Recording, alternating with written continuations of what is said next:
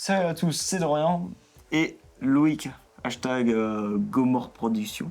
Yes, man. Et aujourd'hui, on va comparer sa Zcam. Petite caméra ciné. C'est ça, Zcam E2S6, le capteur Super 35. Ouais. Et contre la 7S3 qui est en train de filmer avec un chevreuil qui est passé. Putain, bâtard. Et donc, on va faire un test dynamique, ralenti, teinte de la peau et low light. Donc, vous allez voir ça tout de suite. Donc, c'est parti.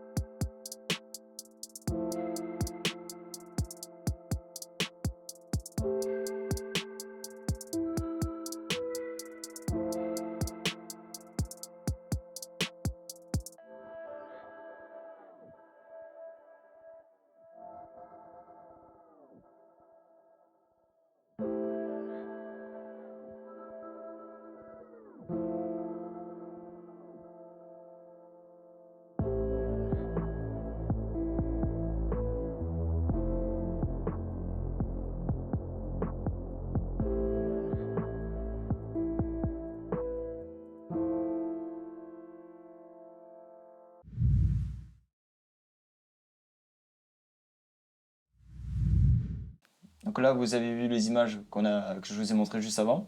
Donc dynamique, ralenti, tout ça. Maintenant, on va voir sur l'ordi, sur DaVinci, la waveform, comment en fait les deux caméras réagissent.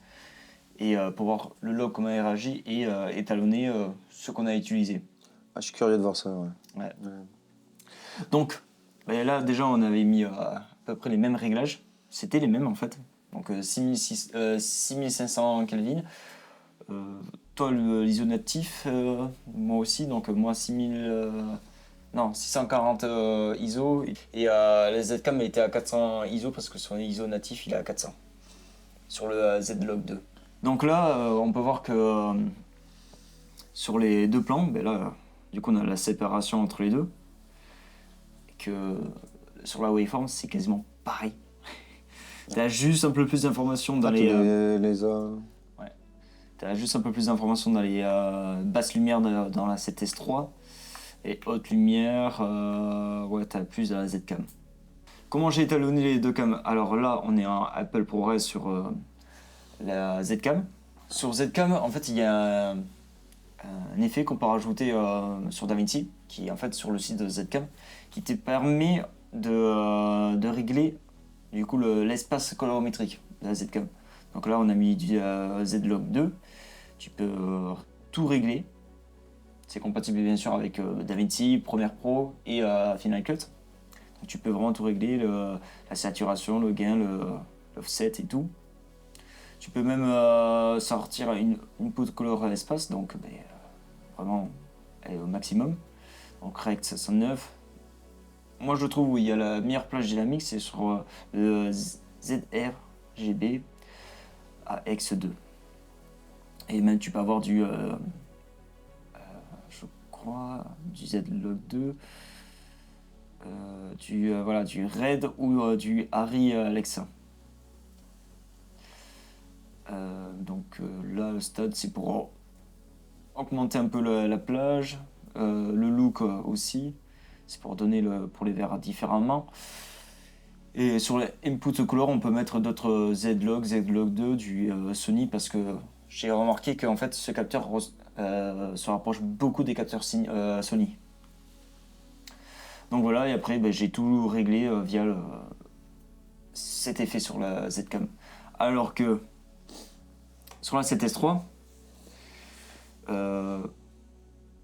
j'ai juste mis un espace colorimétrique Rec 709, donc conversion d'espace colorimétrique sur DaVinci, l'effet pour bien gérer le log. C'est comme ça que ça travaille bien les gammas.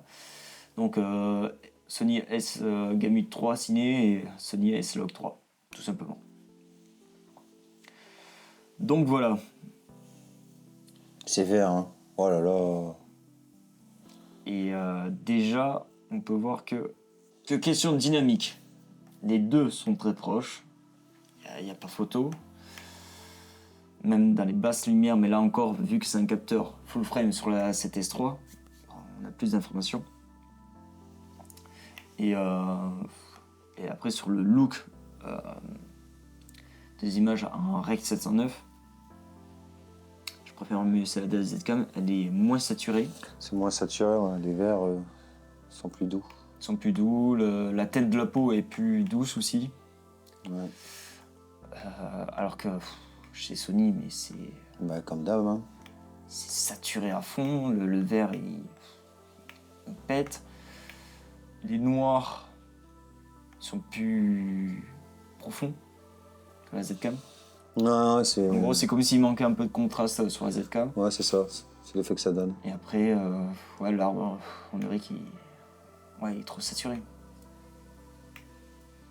Bon, après, un petit coup d'étalonnage. Ouais, un petit voilà. coup d'étalonnage, mais voilà, déjà en sortie de boîte, je préfère mieux. Sortie avec 509 sans étalonnage, je préfère mieux la Z-Cam.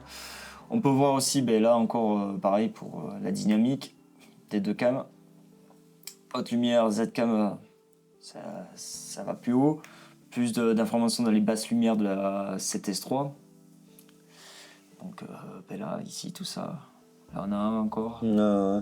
Tu vois, alors que la Z-Cam, là, tu vois, t'as l'impression que ça s'aplatit. Ouais, c'est ça. Que là, tu vois bien qu'on a encore vraiment plein d'informations. Et là aussi. Bon, après, c'est léger. Hein. Ouais, mais c'est impressionnant comment cette cam, ce capteur Super 35, tient la 7S3 alors que c'est un plein format. Donc là, lutte, pareil. Là, c'est kiff-kiff. En fait, là, on écrase, on met vraiment dans les noirs la 7S3 ici. Sur la Z-Cam, t'es pas entièrement. Bon, c'est kiff-kiff. Là, pareil, plus saturé sur la 7S3. Z-Cam, comme tout à l'heure, c'est moins saturé, je préfère mieux le look. Là, par contre, c'est ici j'ai vu une grosse différence. Ouais. J'ai vu une grosse différence non saturée. Là, c'est vraiment complètement différent. C'est bien plus écrasé le signal de la 7S3. On descend bien plus encore là dans les basses lumières. Haute lumière, un peu plus la Z-Cam. Et par contre, dès qu'on passe en Rec 709, là, waouh! Le look est complètement différent. Donc là, les verts, ils sont complètement saturés. Tout est saturé à fond. Je préfère mieux le noir par contre de la 7S3. Je sais pas, il fait plus naturel. Bah là, il est plus noir. Hein. Là, ça teint un peu plus vers le vert. Là, ouais, dans le vert. Après, là, c'est vraiment moins saturé. Bon, après, ça plus se style rattrape aussi. caméra ciné. Le vert aussi. Il est moins... Comment dire? Là, il est très vif. Là, il est plus naturel. Tout ça, ça fait plus naturel dans la vie réelle. Que là, c'est exagéré, on va dire. C'est marrant parce qu'à chaque sortie de boîtier, ils revoient la couleur, hein, Sony. Et, on arrive toujours à un truc qui est quand même toujours saturé. Après, là, on est sur un capteur de 10 millions de pixels.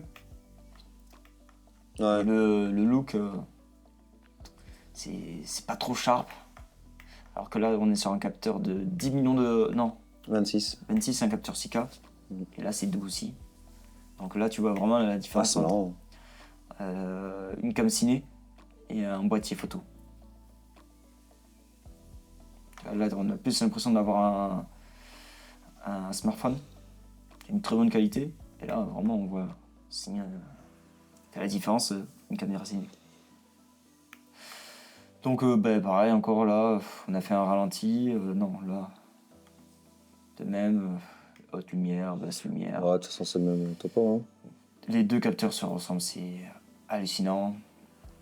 Par contre, là, on a vraiment testé sur le prochain plan, ici. Du extrême. Là, le extrême, comme pas possible. On a fait un plan en contre-jour. Je demandais à Loïc qu'il se mette à côté de la fenêtre pour avoir en fait l'information, garder les informations des nuages, des hautes lumières, et voir si on pourra attraper les basses lumières des deux cams. Et là, par contre, il y a une grosse différence. Donc là, on a nos hautes lumières qui sont bonnes, on les perd pas. Et là, les basses lumières, on voit quand même la différence là du coup du Super 35 face au full frame. Et là, tu places, t'as l'impression d'avoir le signal écrasé. Là, tu as encore des informations. Et là, dès qu'on va passer sur l'étalonnage, on va avoir la différence directe. Ah, là, tu la vois bien, la différence. Là, la différence, c'est... Elle est nette. On a gardé nos hautes lumières. Là, les deux sont nickel, sont pareils. Par contre, les basses lumières, c'est impressionnant. Là, les basses lumières, c'est... là, tu as le signal écrasé, tu peux rien récupérer. Là, du coup, là, c'est la Z-Cam. Et là, la 7S3, tu vois, tu as du signal partout. Il est propre encore, ton signal. Tu peux le récupérer. Et là, on le revoit. Du coup, là, j'ai essayé de remonter les basses lumières. Les endroits où c'était sous-exposé. Alors, sur la Z-Cam, pas de possibilité. C'est vraiment, tu récupères rien. Voilà, c'est nickel. Hein. C'est niqué. La 7S3, t'arrives à récupérer pas mal d'informations. Voilà. Sinon, c'était comme ça. Ouais. Donc là, on est à kiff à la Z-Cam. Bon, là aussi, la Z-Cam, j'ai augmenté pour récupérer des informations, mais il n'y a pas de possibilité. Et vraiment, la 7S3, tu peux y aller. Hein. On voit la différence sans récupérer les informations. Et là, tu récupères. Paf. C'est impressionnant. Ralenti, bon, ça, pas besoin de repasser dessus. Les deux sont très bonnes.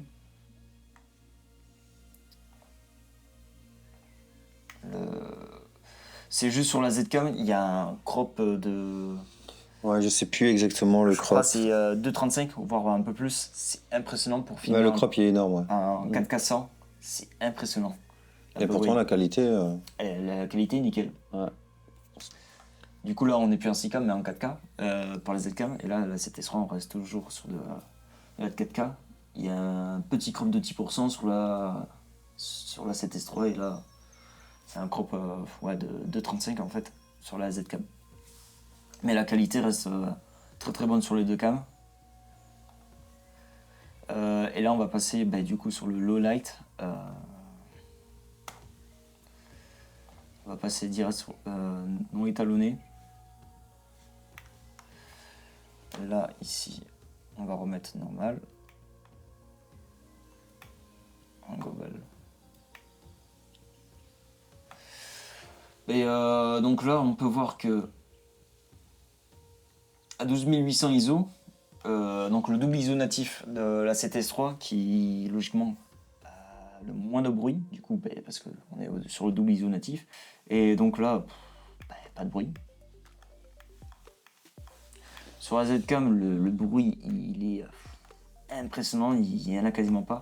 C'est vraiment si on doit zoomer à 400% où là on le voit. Ici, mais chez Sony c'est pareil. Si on doit le voir, ben, pareil, c'est 400%. Et encore, en fait, tu vois rien. Parce que c'était sur le double ISO natif, encore eux. Et donc là, haute lumière, pareil, la Zcam monte plus haut. Et en fait, bon, ça se voit qu'en fait, tu as plus de dynamique sur la 7S3. Ensuite, étalonné.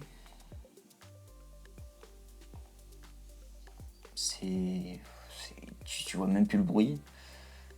On a été descendu plus bas pour... on était monté plus haut, à 25 000. Et là aussi, c'est impressionnant, tu vois pas de bruit. C'est la force de la 7S3. Hein. Et même la Zcam, je trouve qu'elle s'en sort vachement bien. Bon, là, vraiment... Ouais, c'est un peu dégueulasse. Hein. 25 000, hein. Mais bon, après, ouais, un petit nid de vidéo, et puis c'est bon. Ouais, c'est sans réducteur de bruit. Bon, là, la 7S3, tu vois moins de bruit, ça c'est normal. Hein. Il est reconnu pour ça. Mais ça reste passable. Voilà, à 25 600, ouais, avec un réducteur, tu peux utiliser les images. C'est ça. Même là, question dynamique, bon. Là, on va pas rebattre dessus, t'as plus d'informations sur la 7S3. Et le truc qui est impressionnant sur la Zcam, c'est qu'elle peut monter à 64 000 ISO. Bon, la 7S3, bien sûr, il monte facilement. Et là, bon, c'est vraiment dégueulasse. On a du bruit à mort, donc c'est même pas la peine. Et encore sur l'étalonnage, tu peux rattraper. Bon, la 7S3, lui, ça va. C'est juste un peu plus pâteux. Là, c'est... du RGB, quoi. Et donc, étalonné, paf. C'est vraiment critique. Après, avec un nid de vidéo, je pense que c'est passable. T'imagines 64 000. Je suis sûr qu'il y a possibilité que ça soit rattrapable. Bon, et par contre, là, cette S3 là, il n'y a rien à dire. C'est clean. Ouais, il est excellent, lui. Donc voilà. Donc, c'est ouf. Là, pour l'étalonnage, j'ai vraiment kiffé la Zcam.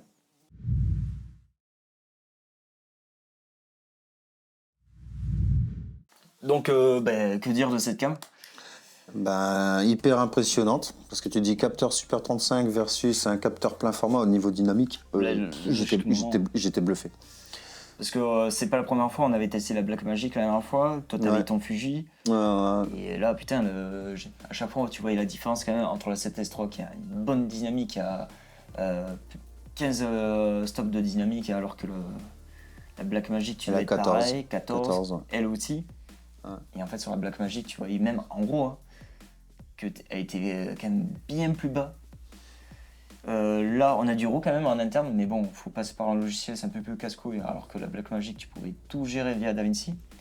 Là, par contre, le Z-Log, il est super bien, ce log. Il est impressionnant, surtout quand tu peux utiliser le plugin, là. C'est nickel.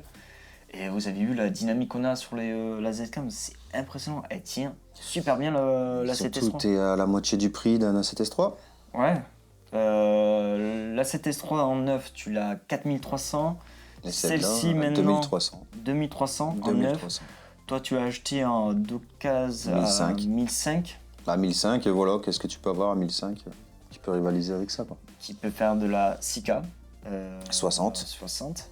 Non, 75 même. Je crois qu'elle peut faire. Mais avec un crop.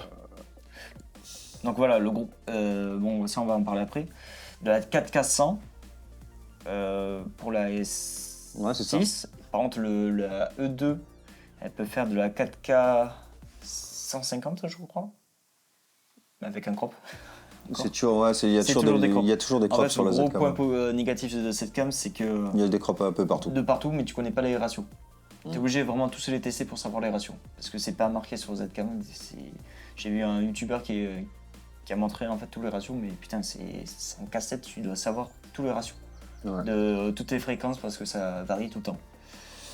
Après, le light, c'est impressionnant comment elle peut le light, monter. il est bon, ouais. le Lite, 64 000, bon, c'est mort, mais à Allez, 25 000, c'est 000, passé. ouais, c'est bon.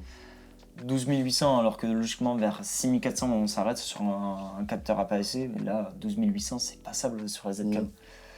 L'ergonomie, Bah, t'es sur du Red Komodo, quoi. ouais, c'est du Red Komodo. T'as juste un petit écran ici. Le truc qui est cool, c'est voilà, tu peux.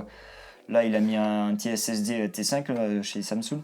Tu Et le gros avantage aussi, de pouvoir mettre son téléphone et d'avoir tous les réglages sur le téléphone en Bluetooth, pas de câble. Ça, c'est vraiment génial. Dès que tu t'éloignes, ça capte. Ah mal. oui, alors le téléphone, tu le mets là, c'est mort. Elle est bien l'application, tu peux tout régler, sauf que. Moi, j'ai trouvé quand même un petit point négatif, c'est qu'il te faut un écran parce que le téléphone il est bien, mais quand tu veux faire le focus, le picking, même quand tu zoomes dans l'image, dans l'application, tu peux zoomer. Ça t'améliore pas la qualité, en fait, tu vois juste des gros pixels et t'es pas sûr d'avoir fait la bonne mise au point. Donc je conseille, de toute façon c'est obligatoire, l'équiper, de l'arriguer et de mettre un vrai moniteur. Disons que le téléphone, ouais, ça peut vraiment faire le job, quoi. Voilà, pour faire les réglages à distance. Et voilà. Parce qu'en soi, t'as pas tellement de boutons de personnaliser sur cette cam.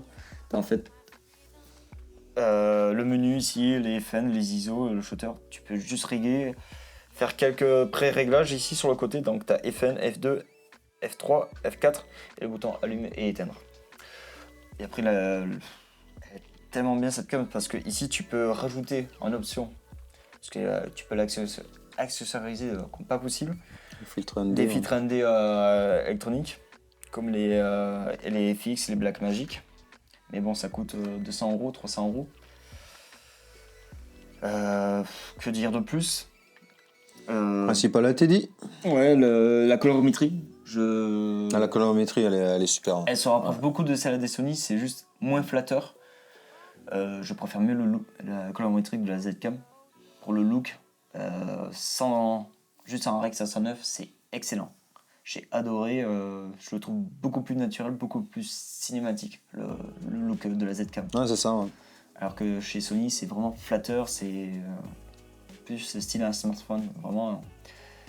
Et mais c'est des appareils photo, c'est ça. C'est un appareil photo, voilà.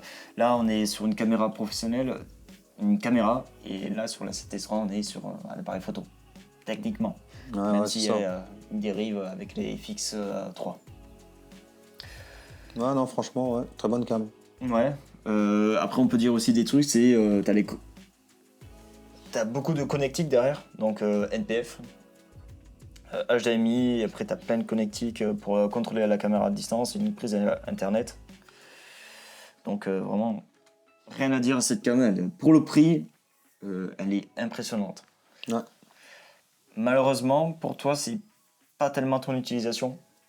Ben non. En fait, c'est un capteur non stabilisé parce que voilà, c'est. Enfin, pour les projets qu'on a là, je suis reparti sur le Fuji, quoi. Toi, t'es plus sur le truc run and gun. Là, il faut vraiment que tu aies un gros rig accessorisé. Ouais, là, dès que tu mets ça sur le RS3, tu vas te mettre un écran. Ça te fait direct une grosse config. Mais t'as voulu la prendre juste pour tester la qualité d'image qui est ouf. Pour le prix, c'est. Ouais. Donc voilà, bon, pour l'instant, ça restera encore la 7S3 qui sera meilleure en question de dynamique. Ouais, bah après, la 7S3, ça restera toujours le meilleur. Question de. Actuellement, en Super 35, ce que j'ai testé en caméra, c'est la caméra qui a une grande dynamique c'est ce qu'il y a de mieux, pour ce prix-là. Ouais. Donc voilà, bon, merci beaucoup, Loïc, d'avoir participé à la vidéo. Ça y est, je peux me casser. Adios. Et sur ce, c'était Dorian. Et je vous dis à la prochaine. Bon vol.